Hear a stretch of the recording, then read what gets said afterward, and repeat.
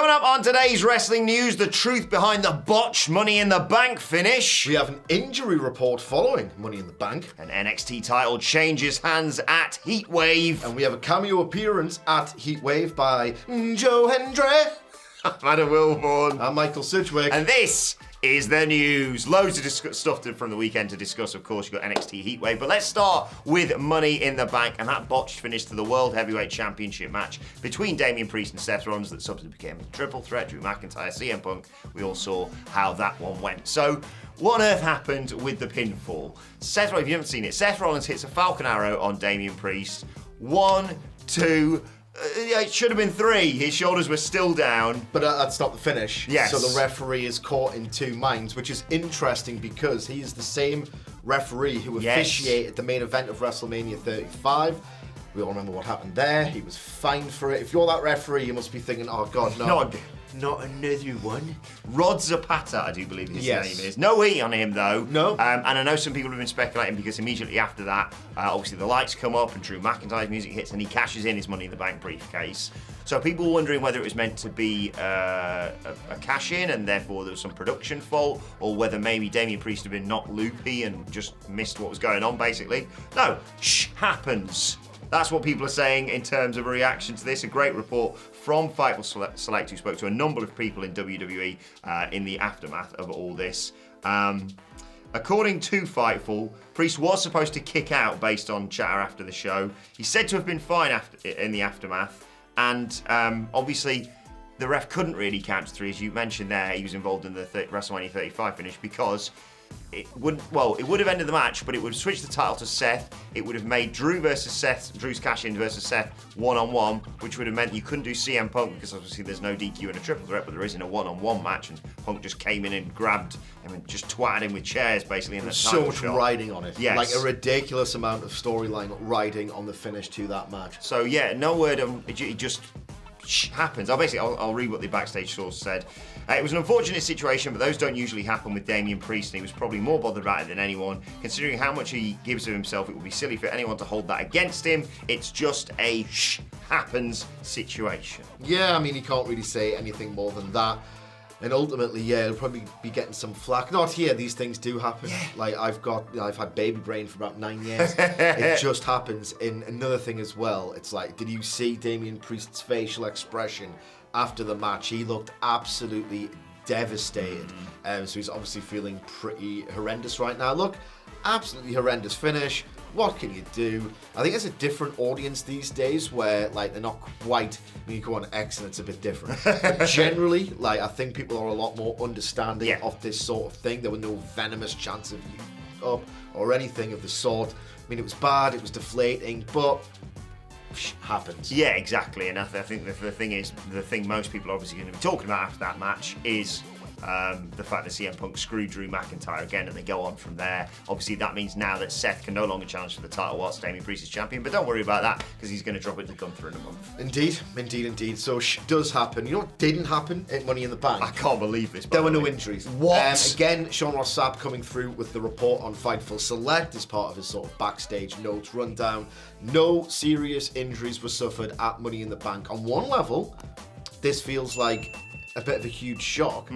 But then you consider that the vast majority of pro wrestling injuries, and yes, there will be some rule-proving exceptions in the comments below, I'm sure, but the vast majority just feel like the most, how the hell has someone got injured on the back of that? Yeah. That they look relatively innocuous. That tends to be how these things go. So it's almost not a news item. That even if you look at that Michinoku driver bump from Zoe Stark, Jesus Christ, that incredible bump from Chelsea Green. Wow. About, 5 others in the Women's Money in the Bank match alone. Chad Gable's ridiculous bump. How's he got a stomach left? No injuries. But, you know, at the same time, as I've just said, it's just how these things go somehow. Wrestling's so weird and Yes. Yeah, exactly, yeah. Walking to the ring, you can blow out both knees or whatever. But, yeah, that Michinoku driver or Chad Gable dangling from the briefcase, absolutely fine. Look, it's obviously great news to hear this because you never want anyone to get injured. And I just had a load of fun watching Money in the Bank. We will be reviewing it later on. The What Culture Wrestling Podcast YouTube channel, What Culture Wrestling Podcast, wherever you get your podcasts from. Looking forward to chatting about it because Yeah, it was just wild, that show, and fair play to Chelsea Green for that bump yet again. There's that amazing shot that someone shared of her halfway down being toodled by bloody Tiffany Stratton. It wasn't even just the bravery involved, it was like the timing. Yeah. The landing, one of the best bumps I can recall in a long old time. A great reaction to her as well. People were like so buzzed. Not just connected, she really has connected. Loved her gear as well, obviously. Right, let's talk about NXT Heatwave, because of course Money in the Bank wasn't the only big PLE this weekend. NXT Heatwave went down last night, and we have a new, spoilers, timestamps in the description of course, a new NXT champion. Ethan Page won it on last night's Heatwave. Accidentally, basically. Yeah, unwittingly. He got hit with a trick shot by Trick Williams and then just pinned Javon Evans in the immediate aftermath and was like, okay, great. Speaking on the win in the digital exclusive afterwards and whether or not it was kind of just a fluky win, he said, "You're going to say I got lucky? I earned everything I have in the last 17 years of my career. Tonight is no different. The championship has earned, this championship is earned and I'm going to prove it. I'm going to be a fighting champion. I'm going to be the man in NXT. People doubting me, saying things like, oh, you got lucky. No, All Ego was born to be champion. Now I finally have the hardware to prove it." Very interested to see where it goes from here, this. Yes, absolutely. I mean, I would expect in about a month's time for the result to be reversed in a singles match and get more juice from that fruit. But look, quite a bold decision. Yeah. I mean, what was it like just over a month ago? There wasn't even an Ethan Page in NXT. Strapped him up. Not my kind of finish personally, especially for a world title. But I think even NXT fans like yourself won't be too bothered if I were to say that NXT isn't traditionally a really serious professional wrestling promotion. For the audience that they have, for the product that they offer, this is something they can do and get away with. Whereas I think if this happened in like a New Japan match, people would be up in arms. NXT's got a bit more of a heightened universe. It's banter, a lot more innit? soapy, a bit more banter. So on the basis of what the audience likes out of NXT, I would describe this as fine. They'll get another match out of it. If you're going to do it with any character, it's the guy who is all ego, and he's going to claim, you know, as he just has on socials, and he presumably will on television, there's no luck involved, just skill. And you, the audience, are meant to go, no, there wasn't. I want to see Trick Williams win it back. It's fine. Yeah, NXT is your favourite wrestling promotion, but with patter. And I think they can do this. There's been so many long title reigns across WWE, so it's kind of nice to have a little bit of a hot potato that's change. it. Exactly. I know. I mean, if you look at the main roster especially, that's just how it's done now. And these things stand out when you do them. That is the benefit of being very disciplined with your long-term booking. And sometimes week to week can be a little bit dry, but then you've built the investment in order to do something like this. And unlike in, 1999 and 2000, something like this actually scans as a big shock. Speaking of big shocks, that wasn't the only big thing that happened at NXT Heatwave. Indeed. Shawn Michaels, the chef apparently, has taken one after his old running buddy, the guy whose bags he carried, Paul Triple H Levesque, in that we'd seen is it called the ident? Yes. Something like that. The little signature or whatever. The signature, the WWE thing in the corner. Ethan Page hoists the belt aloft. He's the new champion, and then you get say his name, and he appears.